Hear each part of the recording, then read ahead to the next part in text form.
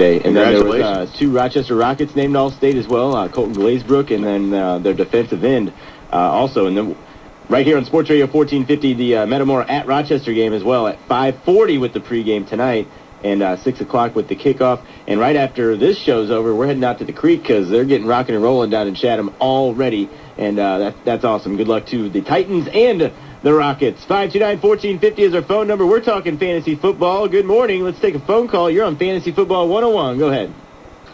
Gentlemen, how are we doing this morning? What up? Morning. Hey, listen, the thing with Thomas.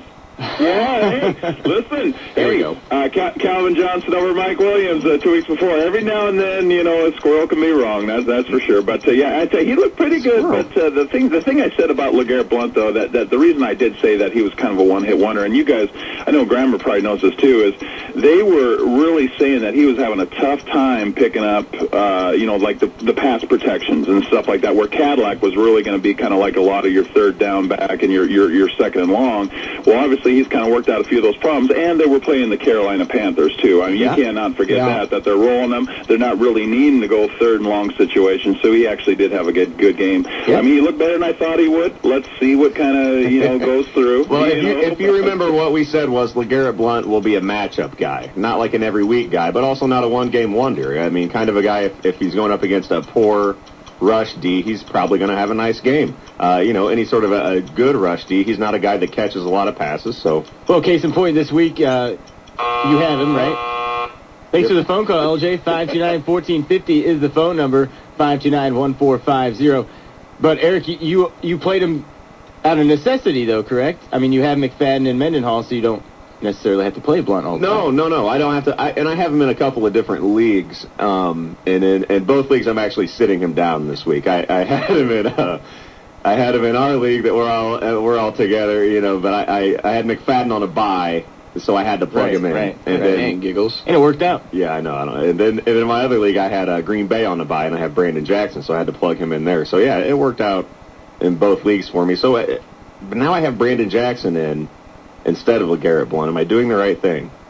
I think this week you are, yes. Okay. Yeah, probably this week's probably the smart move. Okay. And he's been getting a lot better, and I think that matchup, I know it's the Vikings, but I really think that game's going to be back and forth, and both teams are going to be able to move the football a little bit more than usual with the Vikings defense. So 529-1450 is our phone number. We're taking your phone calls all the way up until 9 o'clock this morning, and we'll bring you our studs, duds, and sleepers here momentarily. I brought this up right at the start of the show, guys, but what do you think about the guys coming back? Sidney Rice, Vincent Jackson, Reggie Bush. We talked a little bit more about Austin Collie already. Even Hasselbeck back at the quarterback position. How does this affect some rosters? Rice, I don't think is going to affect much right now because he's even said he's not close to 100%. He'll be able to play, but he doesn't have the explosion. Well, he's playing just so he can play for the rest of the year, right? Yeah, exactly right. Vincent Jackson's the guy that I'm really anxious to see come back because, I mean, Phillip Rivers has done it with guys pulling out of the stands playing receiver, and he starts to get the main guys back. Look out. But isn't it next week? Next week. We get Vincent Jackson back? Week 12, not this week. We get Vincent Jackson this week. Next week, and that'll be. Well, is that true? He's calling me, and that'll be a right, LJ. Yeah. 529-1450 is our phone number. Yeah, Vincent Jackson, you're going to have to wait a week, but, Mark, you just traded for him. That's why I ask. I mean, are you going to pencil him in the roster next week? Or I'll tell you what, I've got I know your Rivers. Roster's pretty stacked. I got Rivers, the quarterback. You better believe Vincent Jackson will be in every week. I mean, Rivers is throwing like 400 yards and 3 touchdowns to anyone. If Vincent Jackson's out there, I don't care if it's his first game. He's going to have a nice game.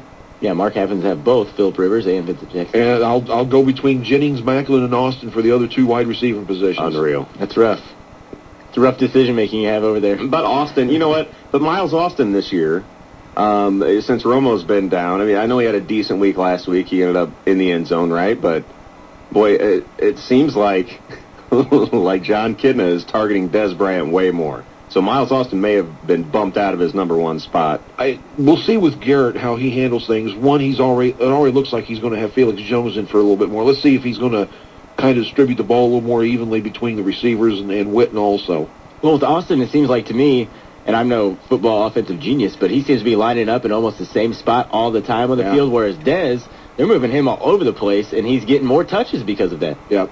That's absolutely true. He's electric. I wish I would have jumped on Des Bryant. I got him in 2 of the 3 leagues I'm in. Into the season. He seems like the real deal. If you're in a keeper league, you might be looking at one of the next elite wide receivers. And he's having an amazing rookie season. And it's just his rookie year. It's just too bad he's a Cowboy. Yeah, I know. 529-1450 is our phone number. 529-1450. What about? Well, we already talked about Malcolm Floyd. Austin Collie, we already talked about him on the comeback. What's the latest on Reggie Bush? Reggie Bush is planning on playing this week, right? I mean, but he's coming off with a broken leg, pretty much. So you would think that would take longer to heal than a twisted ankle for Pierre Thomas. But Reggie Bush making his return before it. I don't know. I don't know if I would plug him in just yet. I want to see how they use him and how they get him involved. Of course, they're going to try to get him the ball, but at the same time, I mean, they've been needing a running game. They need some sort of running back, and they've needed it all season. So they're not going to just overload Reggie Bush. They don't want to lose him again and then be right where they've been all year without a running back. You've also, with Bush, I'm like you. I'm going to wait a week before I get too excited.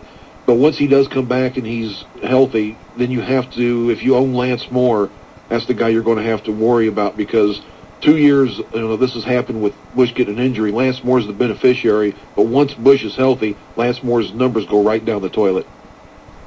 True. 529-1450 is the phone number. Isn't Lance Moore a wide receiver? Yeah. But see, he gets, with Bush being the back who catches a lot of balls out of the backfield, Lance Moore's kind of the same type of thing. They've been going to him instead of having Bush to throw the ball to.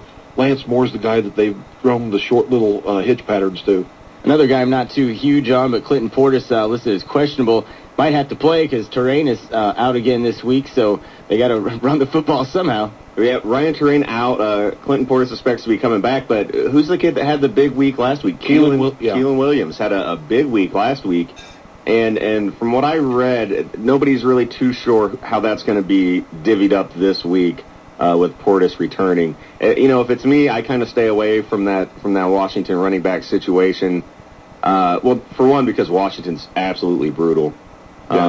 Two, I think it's kind of a tough matchup. Who do they have this week? At Tennessee. What a tough matchup that is. And with Portis come back, who knows how much they're going to get him involved. I try to start somebody else, and without any buys or anything, you should be in good shape. You shouldn't have to plug in a Portis or a Keelan Williams. Yeah, I hope not. And we've got one other running back situation, Ryan Matthews.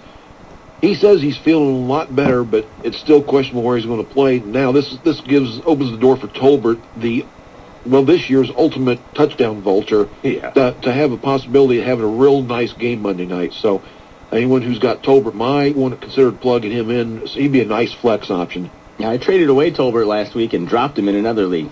Bad idea, huh? Whoops, yeah. He would have been a good play this week. What about Sproles? Sproles is still hanging out there, right? Will he get any touches? Or Sproles will be fine for about 45, 50 yards rushing and always about 3 or 4 catches. So, yeah, I mean, if you're in a deep league, sure, he's a viable option. That's the best part about this time of year, though, now without the buys.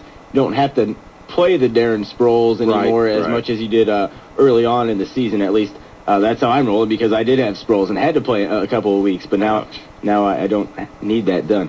With Austin Collie on the comeback, would you play him in front of Braylon Edwards? Would you play him in front of Mike Williams? I mean, how confident are you in an Austin Collie coming right back off that injury with the concussion?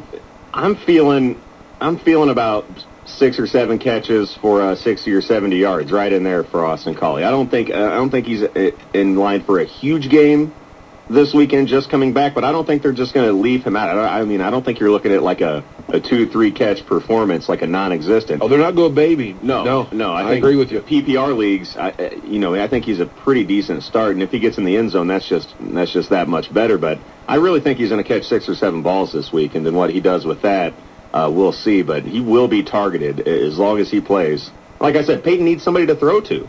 I mean, where's he going? Isn't Reggie Wayne dinged up right now too? Yeah, Reggie Wayne practiced the last. I was just reading while you were talking Thursday and Friday. Thanks for paying attention.